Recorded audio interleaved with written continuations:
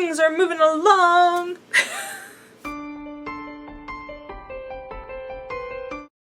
Hey guys, so I just want to give you a quick update because things are kind of moving along now, and just wanted to let you know what was going on. So first off, so I think my last update I told you that I got my donor agreement signed and notarized. So that's been scanned, sent to the lawyer, mailed off to the lawyer. I'm done my part. The donor had hers signed and notarized, so last I talked to her, she was getting it scanned, and I told her don't worry about scanning because my agreement's not going to get to the lawyer until Monday or Tuesday anyway.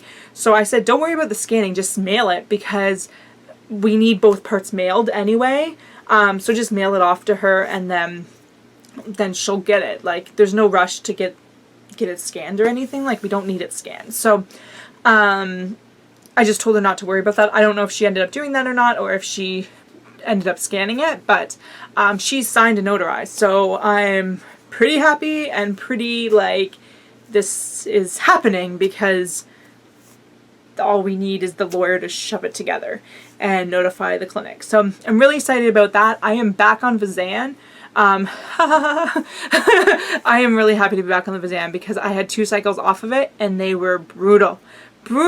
Like last cycle I was in pain for probably like 15 days. 15 days of pain, and it wasn't like brutal pain. Like the first cycle off of it I was like dying in pain for like 2 days. This wasn't like dying in pain, but it was like pain that was bad enough that I had to take, like I take naproxen when it's not that bad, and I take Toradol when I'm dying. So it was bad enough that I needed the naproxen, but the naproxen wasn't really even helping that much because the one I take, it's like time release, so you have to take it preventatively, which I'm horrible for. I do not stay on top of the pain very well. Like I don't stay on top of the meds to keep the pain at bay. And it just was not helping. And because I was in that like constant state of not dying but not happy, like I'm pretty much always crampy off and on, but it's tolerable. Like I just go through my day and cramp off and on. But this was like cramping and really just wanting to curl up in bed. Not like dying in pain, but not happy. So it was very long and it was tiring because that constant pain all the time and just energy was shot and whatnot. So I'm very happy to be back on the Vizan. I've been cramping off and on in the last couple days, which is normal for me. But I'm hoping that maybe because I've only been off the Vizan for 2 months, this month it's gonna be like it was before, maybe. No, I actually expect to be spotting. I expect to have some cramping, but I'm hoping that because I have only been off it for 2 months, it's not gonna be like back in October where I was actually like pretty much bleeding and cramping. I'm hoping it'll be kind of like maybe like January when it was starting to get better. But anyway, whatever. It's still better than having my period. So, yeah, and what else? So, I'll do that. I am pushing the embryo transfer back to early May, or late May, early June. I was going to say July. June of 2017, which seems forever away. But it's for good reasons. First off, financially, this is costing me a small fortune. And it's really hard to save up for stuff like this. I'm just not a saver to begin with. I am not very good at money management. It's something I always have struggled with and I probably always will struggle with. But so my saving is not happening as quickly as I would like it to happen. So I am working on that, and it's just expensive. And I thought it was going to be a lot cheaper than it is going to be. And that was just because I was going based off of Canadian prices for embryo transfers, not remembering that in the States I also have to pay for the ultrasounds and the monitoring and the blood work and all that stuff, whereas here in Canada that's covered. So the embryo transfers are cheaper here because a lot of the stuff is covered. And so that on top of the fact that I have to pay the exchange as well, which varies, but I wasn't thinking the exchange was going to be as bad as it currently is. But yeah, so it is costing me a bit more, but I will work it out. I will figure it out. It's all good. It's much easier when, like, well, it'll be even easier once it actually is finalized and those babies are, like, mine. But right now it is definitely easier because it's not like this endless wait of not knowing. It is, you need to lose 50 pounds and you need to save up this money. And once you do that, you're good. So that definitely helps because it's not like this endless who knows. And I'm not waiting for some doctor to say, okay, you can do it now. Like, even with like the IVF and stuff like that, I felt like things just got postponed by them. Whereas this is kind of like save up the money and then you can do it. So it's more like definitive, if that makes sense. So I'm really excited for that. What was the other thing? Oh, somebody had commented in a previous video about timing. I think it was in my embryo adoption FAQ video, but they had mentioned about timing. One thing they mentioned was about school and paying for daycare. That's not really relevant to me because I will be homeschooling, so I'll be paying for daycare regardless of when they're born. But they did bring up a good point about timing when they're, like, if it works, timing when winter is. And previously I was hoping to do the transfer in January, but then baby will be due at the end of August, beginning of September-ish, depending on when I transfer. And that would give me like a fall baby going right into winter, right into flu season, right into the cold. And I was like, yeah, good point. Whereas if I delay the transfer, which I really wanted to do the transfer so that I would be a mom before I was 30, but yeah, whatever. If I'm pregnant when on my 30th birthday, I'm sure I'll be just as happy as having a baby on my 30th birthday. So anyway, so instead I'm going to delay it to the end of May, early June, because then baby will be born end of February, early March. And it just works out better because the major flu season's kind of done. We're getting into the warmer weather. I don't want to be like really pregnant in the summer either, which is another thing with doing the January transfer. It gives me more time to save, more time to lose weight, and just overall, I think having a baby end of winter is much more nice to have than a baby that is fall winter baby. Which with embryo transfers, it's nice because you get to kind of choose your transfer. The only thing is, if it fails, I'm now back to waiting, because I'm hoping that come May, June, I will not only have the money to transfer the one, but I'll have some money also saved up just in case that one fails, so that way I won't have to wait another 6 months saving up again to do the second transfer. But I lost my train of thought. But yeah, that's my plan anyway. I'm not sure if I'll be able to do that or not, but we'll have to see where I'm working and how much money I'm making. And how well I'm saving.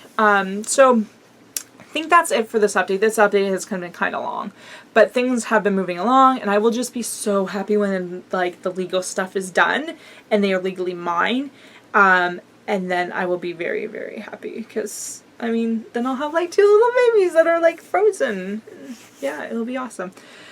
And I know it seems like so far away now, but less than a year. I mean, back in 2013, when I was talking about doing surrogacy, and it was like going to be like fall 2014, and it seemed so far away, which I talked about on my blog. I wasn't vlogging at that time, but at the time I was, like spring 2013, I was talking about doing surrogacy fall of 2014, and that seems so far away, and there's like, and then I would have a baby like summer 2015, and that just seems forever away.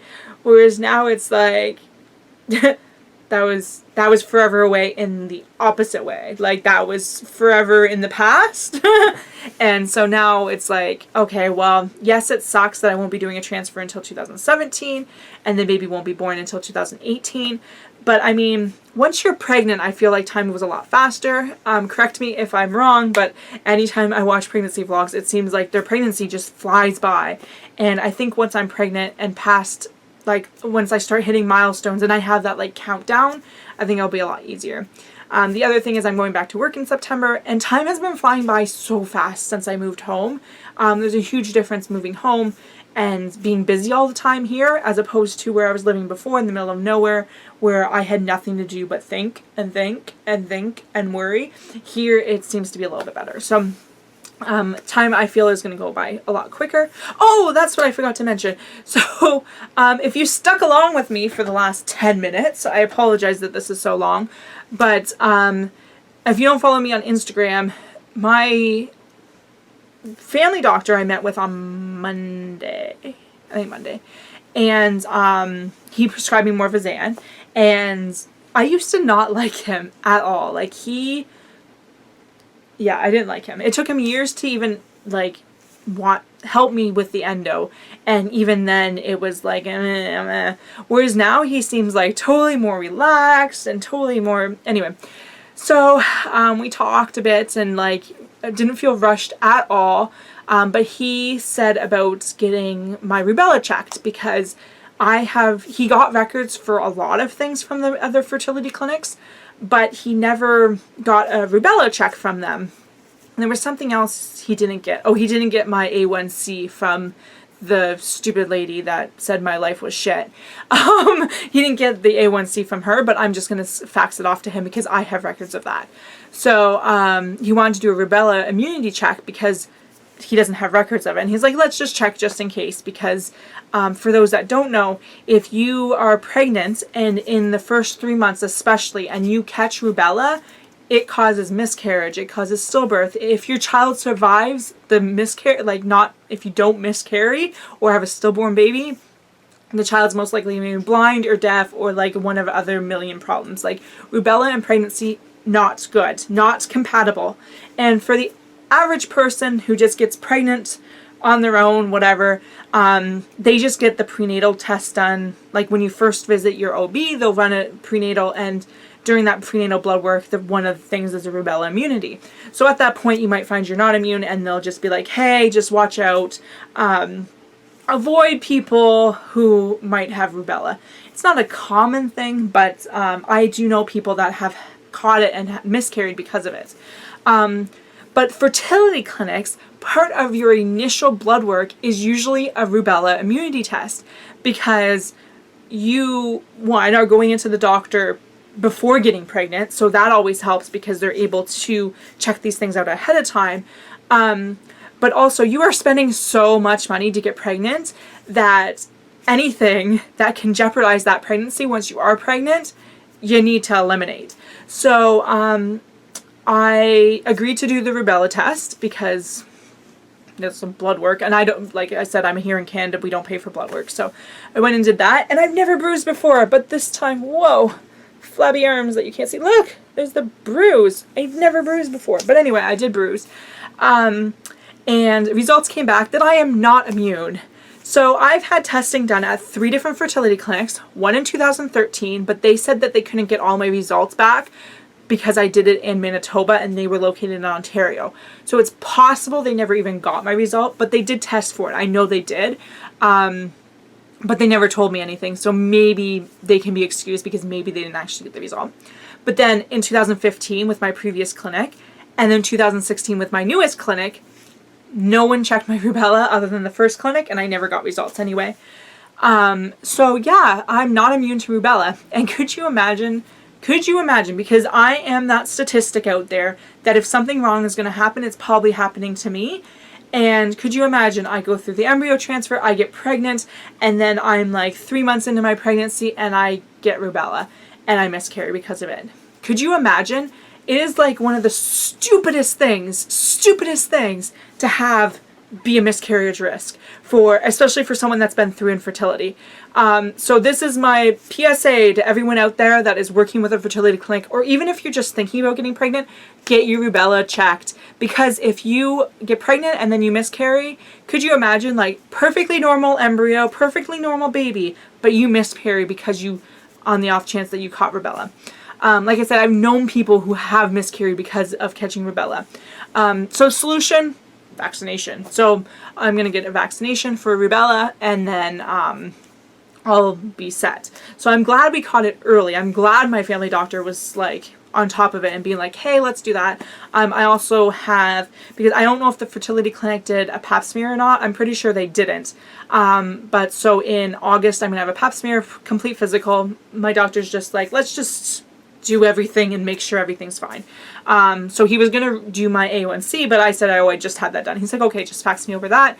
And then I'm faxing him over my records from when I got my tetanus shot in last fall. So he just seems to be more on top of things than my fertility clinic even was.